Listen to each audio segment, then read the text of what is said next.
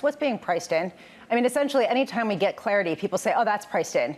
But the clarity is different every single day, whether it's the clarity of what kind of rate we're talking about with tariffs or the clarity of how big the U.S. deficit is going to be. All of these worries that we had earlier in the year that are now being shrugged off as priced in. How do you determine between rational versus numb?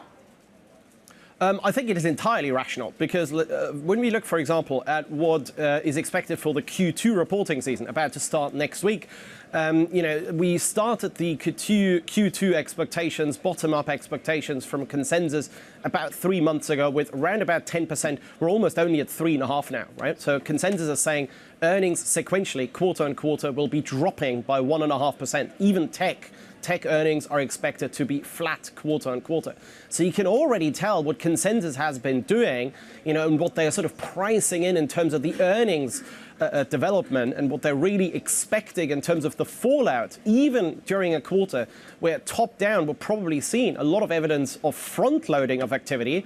Bottom up consensus is actually saying despite that front loading and despite that front loading perhaps helping activity, that still wasn't enough to actually keep earnings higher. So to me, when we look at the next 2 months, when we get those earnings, particularly from the mega caps, always remember the mega caps, they make most of their earnings outside of the US. They make above 50% of their revenues from outside of the US. So the weaker dollar is a massive tailwind there.